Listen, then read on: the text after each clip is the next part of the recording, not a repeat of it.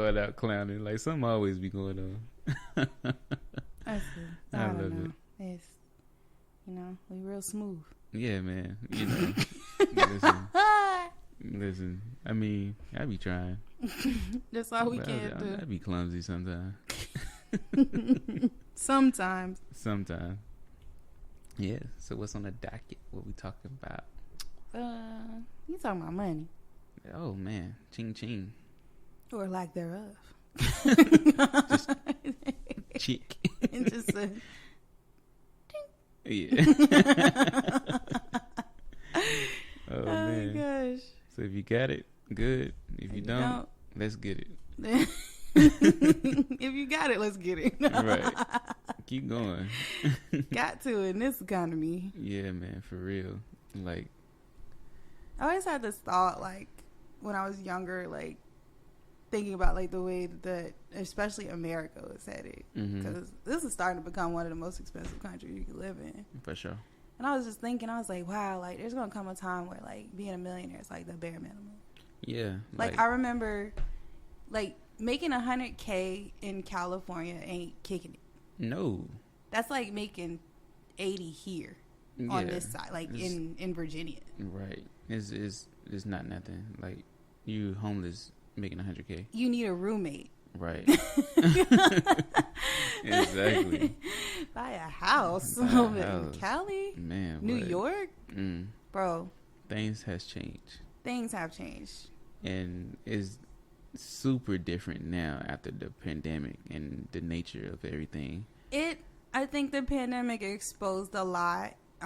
We saw how inflation worked.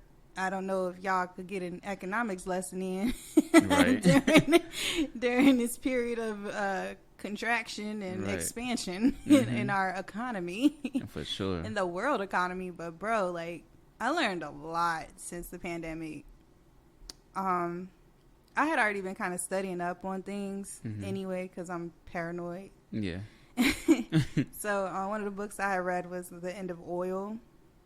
And he basically said, and I read you this line in the book, and he said, all it's going to take is for a viral outbreak. Just the one. Yeah. To completely obliterate our oil industry and our economy. Right. And food. And food. And when you read that line, and that line stuck with me.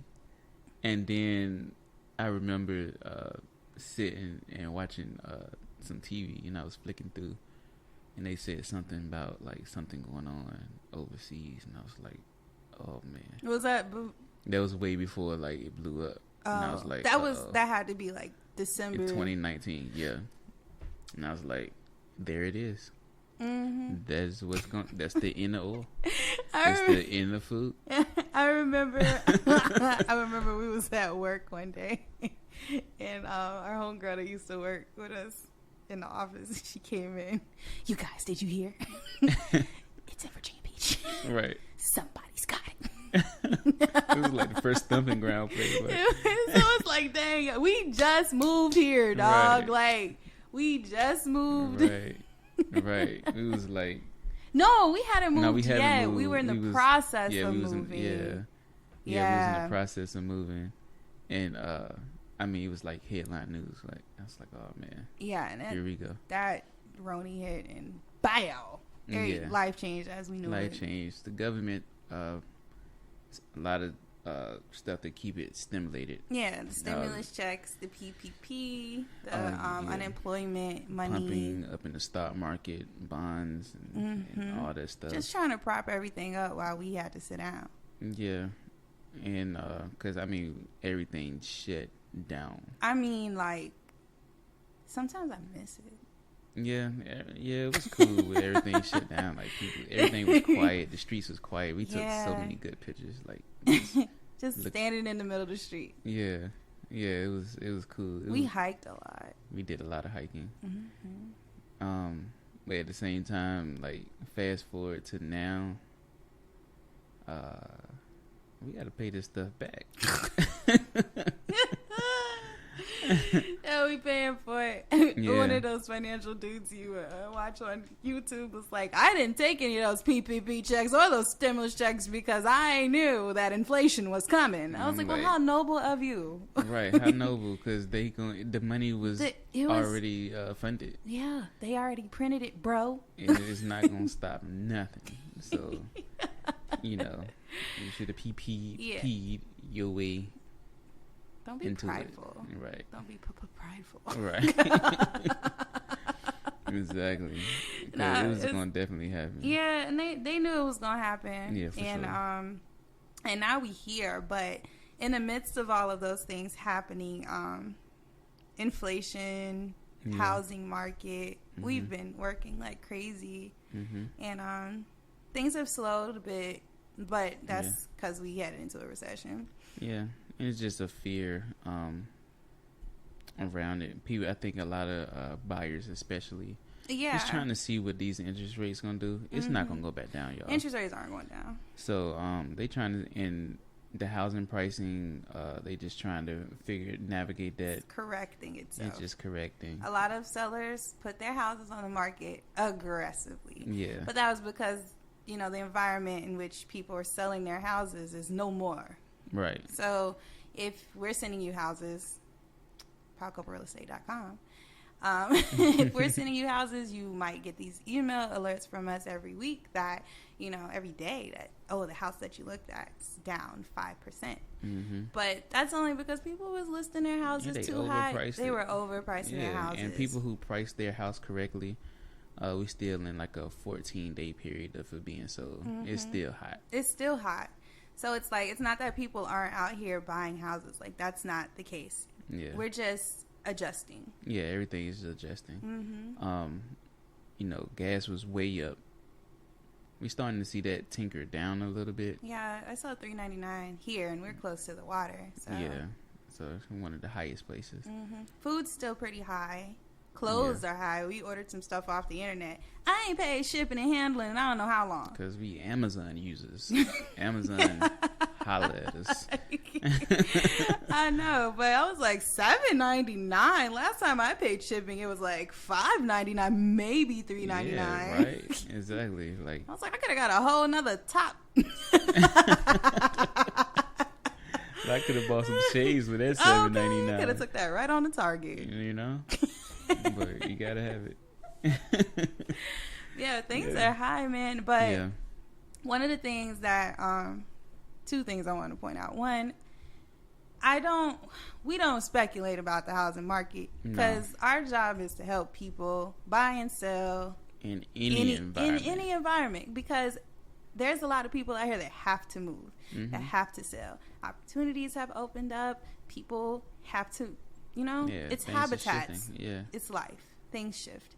So no matter what's going on in the economy, that's happening, period. Right. Somebody's out here making their dreams come true. Exactly. Whether it's up or it's down. Exactly. So you can't have that mentality that, oh, it's never going to happen for me. I'm afraid. Like, no. Nah.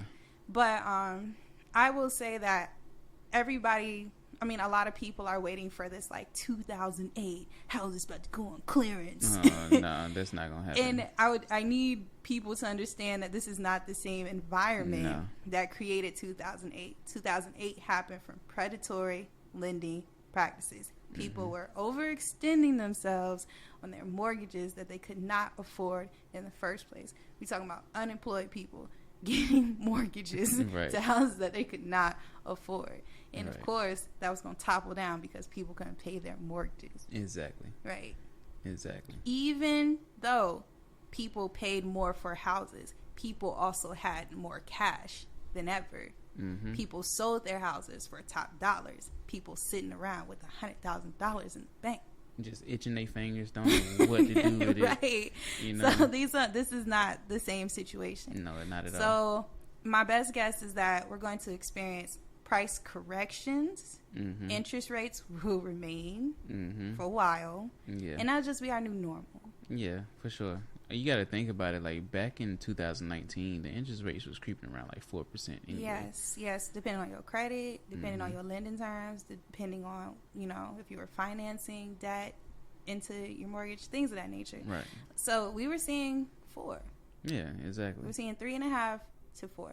Exactly. And now they're down to like a 5.5, maybe 5, 6, like 4 or something. Yeah. So in my mind, that's not terrible. It's not terrible. We also need to talk about prices. Yeah. Talk about it. Historically, the housing market has always gone up. Period. Yeah. So that's why, you invest in real estate, right? Mm-hmm. It's a great investment because of appreciation. You buy a house now, you sit on it, and then when you go to sell it, you have some equity. Mm-hmm. You make some money.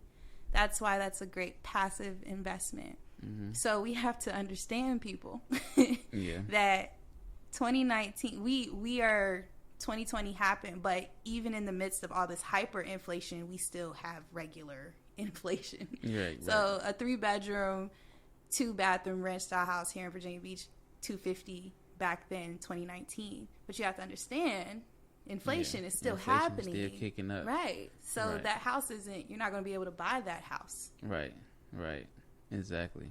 So that house is not going to go back down to $250. No, like it's not going to be. We're not going to see 2019 prices. If you look back, I think shared Dave Ramsey graph, Ricky Carew. Mm-hmm. It was just showing that like from the 1920s or 30s or something like that, just how inflation happened and housing prices always go up. Housing prices always go up. Yeah, just like the stock market and everything. You look at the overall stock market, it always even when it crashes, it still goes up. It still goes up. The overall trend is up. Yeah. So we have to really get realistic about. Now we can start to have real conversations about money. Right. Right. Mm-hmm. Since we are understanding that everything is going up. Right. Eternally. So wages, 9-to-5 wages, they not matching. No, they not. You gotta do a little extra. You gotta get a little hustle on. You know what I'm saying? Our lender posted some content the other day. It's bad. Yeah. They was like 5 side gigs to boost your income. Yeah, man. Like when the lender's telling you to go Uber. Right. Hey, get you a side job. Because I know a lot of people that want like certain price ranges, mm-hmm. and with everything is up right now, like, yo, you need a little secondary giddy. Yeah, you need you need an extra $200 coming in every month. Yeah, exactly. Just a little something. Yeah, so as millennials, because like our parents, they had it made. Yeah, they was your chilling. Parents own 2 houses. Yeah. For the most part. Yeah. My parents own 2 houses. Mm-hmm. Come on, bro. We struggling to get the first one. Man, what? I'm telling you. Your parents had 2 houses, mad cars. Y'all mm-hmm. stayed with a car. I stayed with a fresh car. Like, they bought everybody cars. Vacations. Yeah. Mama kept her did. Mm-hmm. All that kind of stuff. It was super easy. Yeah. And they was just from, my dad working and my mom working. But we talking about 2-income household. I mean, right. if we could, but we could also back up and say, even before then, like, America was set up, a little bit of feminist history. Mm-hmm. America was set up so that women could depend on men's wages.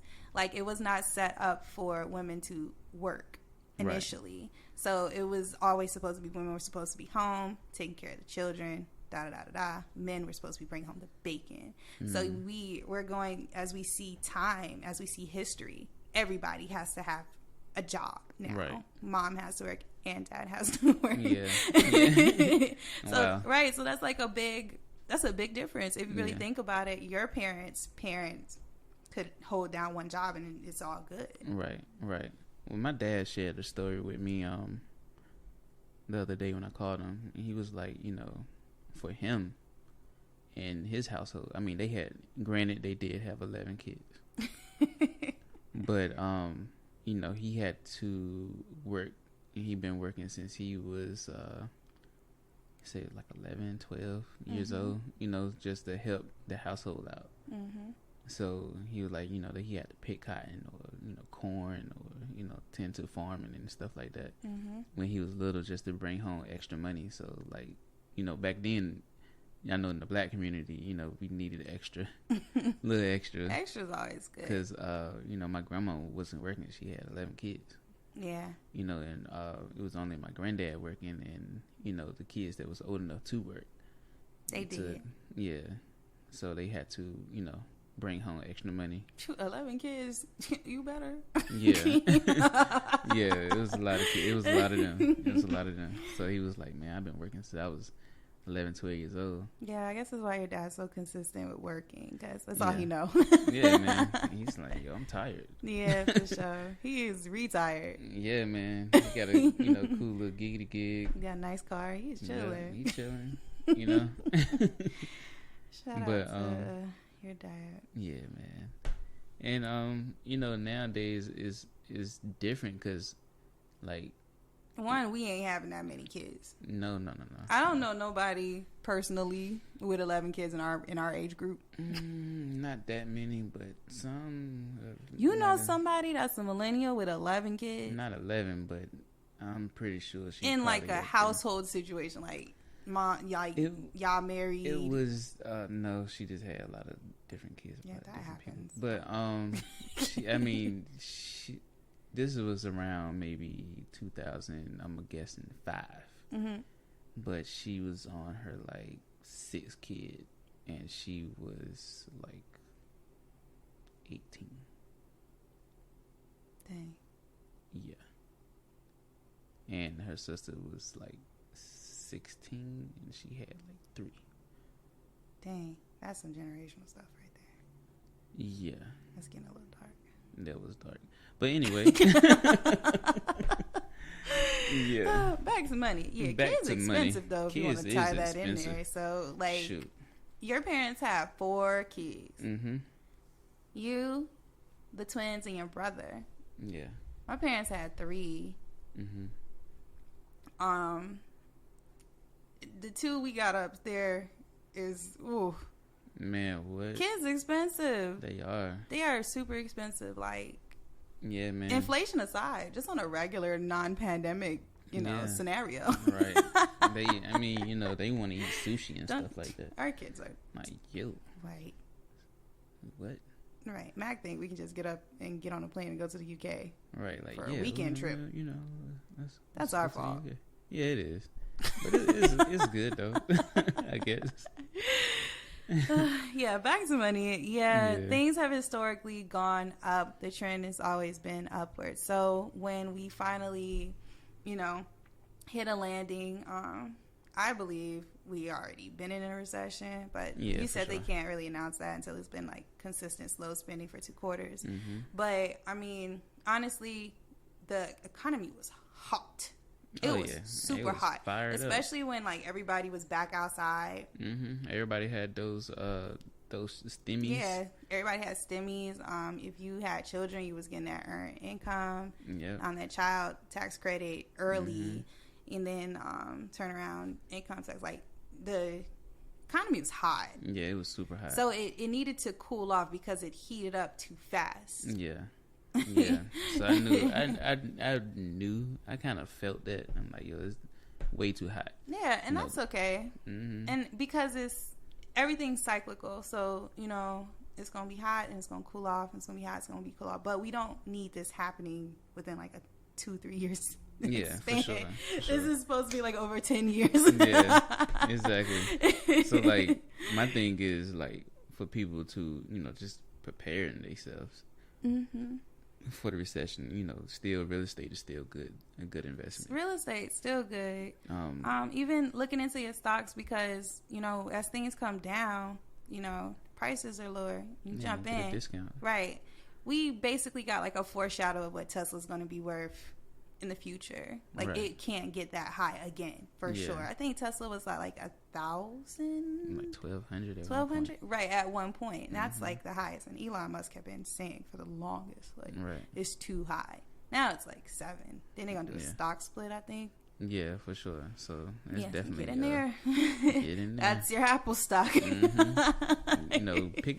I think the key to that is pick like reliable, good companies. Mm-hmm. Just really, really, really good companies that got good balance sheets and you know, a good history. Yeah, and even those like OG stable companies are coming down right now. Yeah. So, you know, jump in there and get your Warren Buffett on. Yeah, man. Hold I'm those things.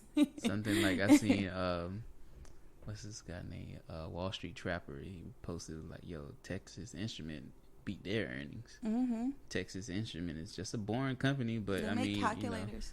you know, right. But at the same time, you know, it's a worthy stock. Mm-hmm. Because everybody gonna need a calculator. Yep. Period. Schools ain't Schools is right. not Schools is stopping not stopping the calculator, even though we got one on our iPhone. No, you're gonna use this calculator. You're right. Texas Instrument is locked in to the public school system. Yeah, they got it. They got it. They got it. Yeah. Yeah, we just have to get savvy. Yeah, just got to get a little savvy. Get a side gig, like driving Uber, Instacart. Yeah, I think another point to talk about too is the fact that we can't afford to not be financially literate. Right. Like within the Black community, I know, like when you talk about stocks and stuff, everybody see that as like a scam. Yeah. Oh man. What you gonna do this? Boo boo boo, and you get money back and dot dot dot. That's how Bernie Madoff went to jail. Right. Every Black person know Bernie.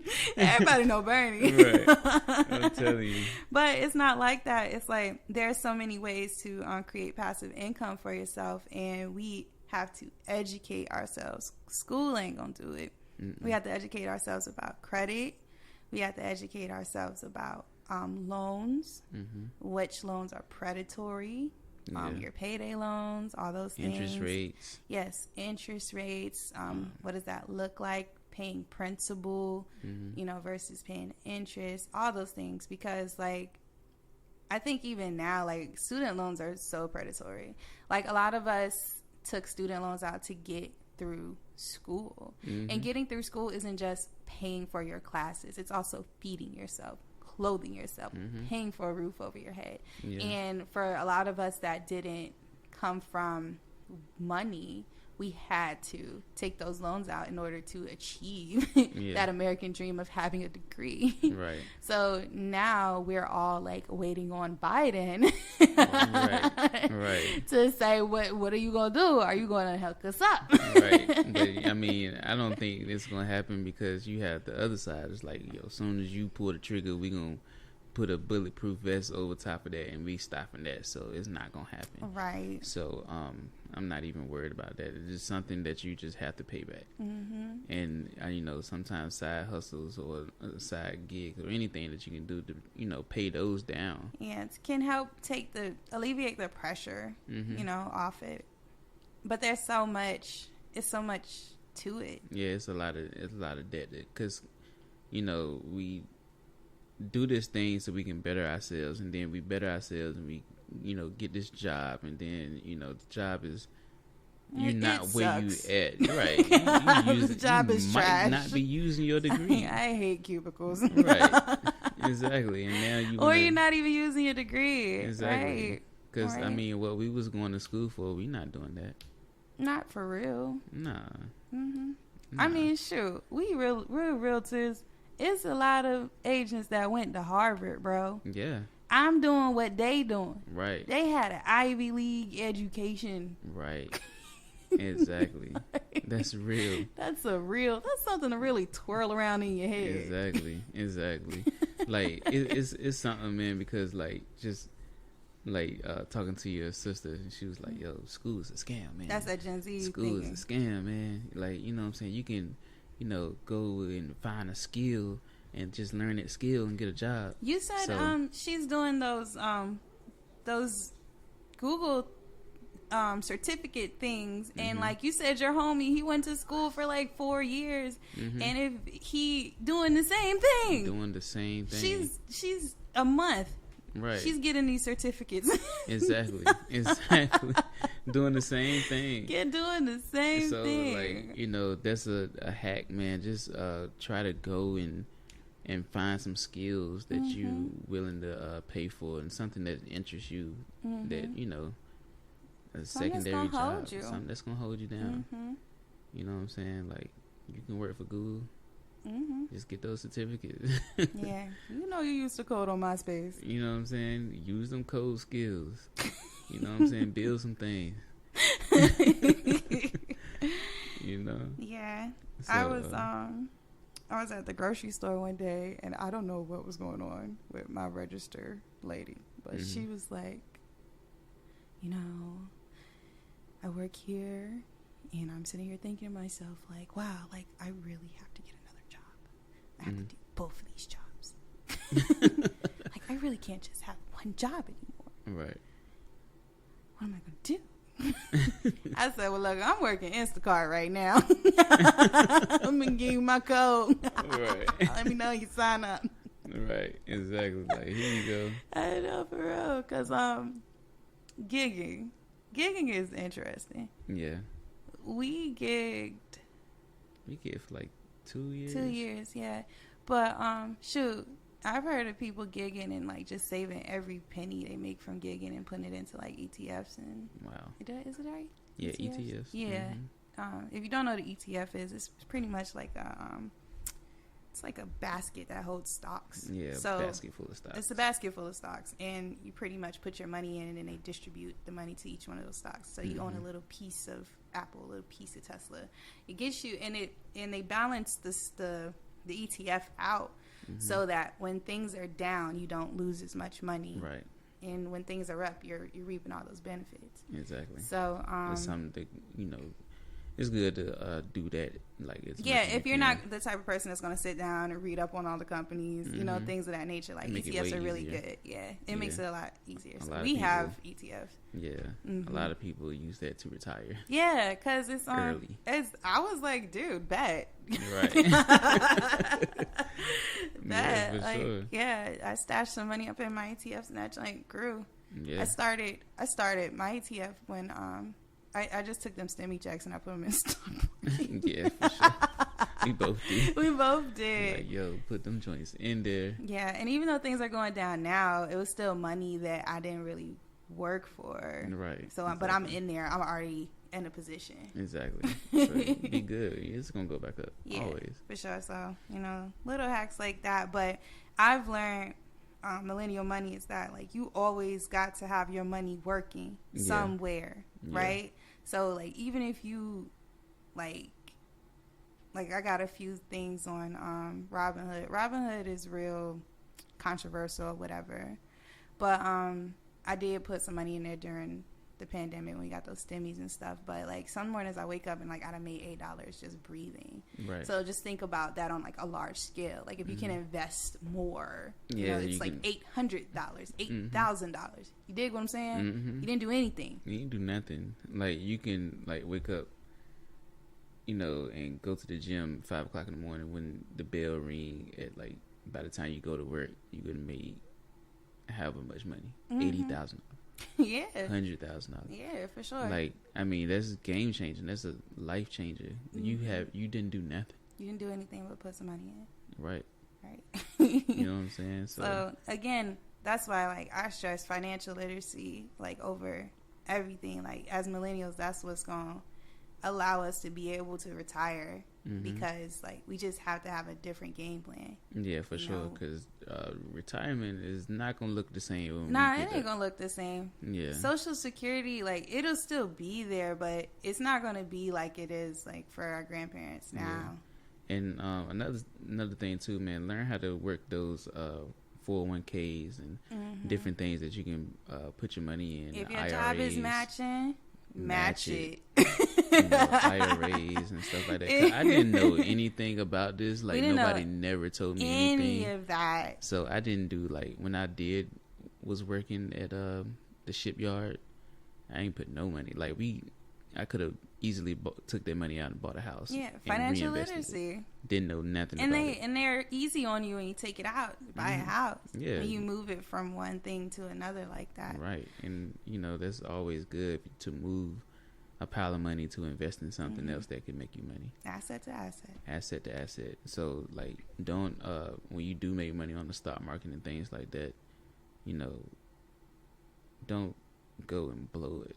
Yeah, we saw a lot of Dogecoin people put their money in during the pandemic, take it out and go to Miami. Yeah. Like, they was going to Miami, going to Costa Rica, and stuff like that. Like, it's all your prerogative, but you can do whatever you want to do with your money. But just try to flip it, man. Just keep it growing because, like I said, things are gonna look way different for us. When you get older, and instead of buying them $600 Wagyu steaks, you gonna wish you had. Yeah, for real. That Wagyu steak is flushed out your system now. Like, it's gone.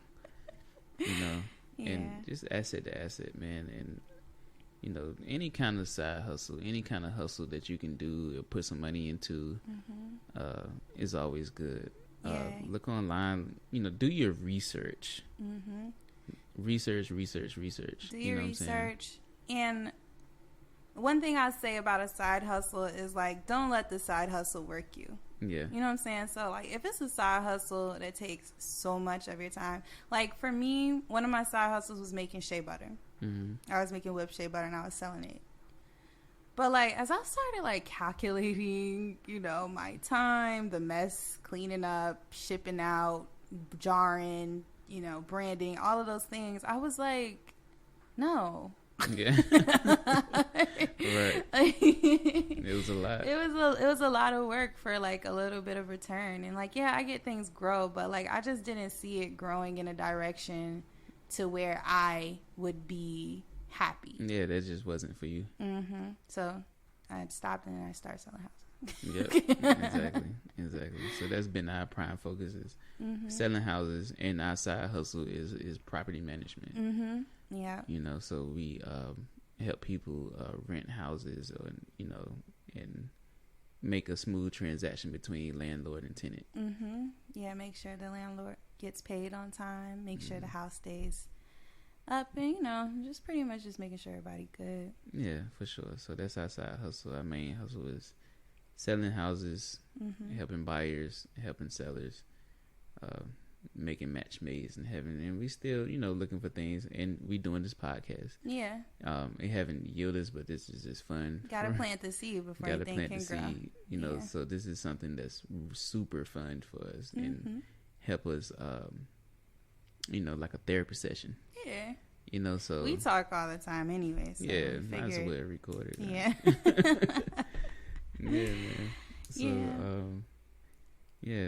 and we're gonna grow this out, and we're gonna see the benefits and everything that can happen with this. Yeah, one thing I've learned about everything is consistency.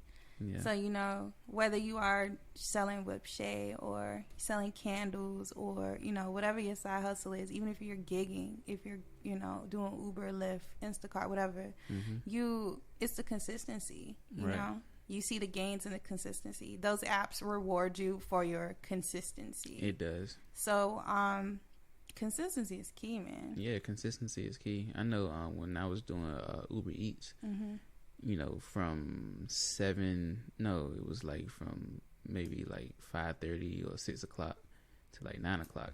I was doing that every single day, and I was reaping those. In those quick hours, I could. And you was working at the yard too. Yeah, and I was working at the yard. Yeah, we was rolling. Yeah, we was rolling. We had to get up out of there. Yeah, I had to get out of the shipyard. You was selling houses too. You was gigging.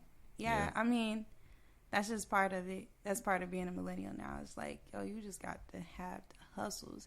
And what's brilliant about it too is, like, as you start out, you might be gigging or making candles, but, like, the more money you make, and if you use that money to help you make more money, your side hustles start to become passive. Right. And that's what you want. That's what you want. You done gig so much that, you can live off your dividends because you saved so much and invested, or, you're renting out your house and, or you were able to pull equity out of that house and get a loan and buy a duplex, So, like, the hustles, they gotta stack up. Yeah, it just look different, y'all. Yeah, so we just like you said, financial education, financial literacy is so important to everybody, to your children, to yourselves, to your parents. Right, and it's not even about trying to be a millionaire. No. Trying to live like a rapper. This is just to keep a roof over your head, y'all. Right. to keep a roof over your head, right. your bills paid on time, right. paying your student loans. That's it. I'm not even talking about like private jet, champagne sipping Moet. That's right. not. Yeah, you got to move into some corporate living type of stuff when you do that. This is just to keep food on the table. A corporation. Yeah, you talking about some other stuff, but everybody's goals are different. Yeah, everybody's goals look different. Everybody's position on how they should be living or how they want to live is different. Yeah, for sure. Yeah, but we cannot. I don't want to sound like real Republican or whatever, but we can't complain about the way things are. Essentially, we do have to take control of what we can take control of. Yeah, for sure. Yeah, and protesting ain't gonna bring these prices down. No, it's not. It ain't. We just gotta run this course. It does, and that's just the reality of living in America right now. So cash is king right now, y'all. Yes, Lord. Side hustles, 9 to 5s, just putting a little work in. Yeah. Prepare for it, because this is a good time to become a millionaire if you want to, or become, a lot of businesses, a lot of successful businesses started. Yeah. During recessions. Start a business. Because everything is cheap. Everything is cheap. Everything is cheap. Yeah. So, start something, do something new, be great. Mm-hmm. I think it's the time now to really buckle down and learn a new skill. Plan. Be able to, go to another level. Mm-hmm. So. That's definitely what we do. Any questions, suggestions? Y'all got some? What's y'all side hustles? Anybody got an interesting side hustle? Yeah, get some side hustles. I want to hear it. Yeah. Are you sending out your bath water? You capping it up in little bottles. No, tell me. I want to know. How much are people paying for your bath water? Are people paying for your bath water? We'll do a commercial for it. God, dude. When I heard that, I was like, that's nasty weird. Hey, man, everybody got their own fetish. They do. I shouldn't be judging. Yeah. Oh, man. But it's a side hustle, nonetheless. It's a side hustle, nonetheless, Yeah, man. So, anybody got side hustle ideas? And I think it's a good time to link up with people, too. So, definitely hit us up. The link, pitch some ideas, especially during downtime, while you're building and stuff. It's really good to hear what other people are doing. Yeah. So sharing, and that's the big thing about this podcast, is us sharing what we've learned, sharing what we're doing, and hopefully we can share and do better and grow. For sure, most definitely, because we definitely want to, do things to just keep growing, keep the community growing. Mm-hmm. So let us know. Where can the people find you? You can find me on Instagram at moneygriffin. And you can find me on Instagram at Afros and Condos, our website, thepowellcouplerealestate.com. Boom. And our business page, The Powell Couple. Yep. On IG. And Facebook, I think pages. It's just Powell our name. Couple. Yeah, just our government. 757 or something like that. Yeah. Yeah, we be on there sometimes. But like I said last time, we taking a break, so we don't get right back to you. Then it's all love. It's all love. We'll be there. We'll be back. We got to do some things. Yeah, gotta do some things. All right. So peace, love, and real estate, y'all. All right. Till next time.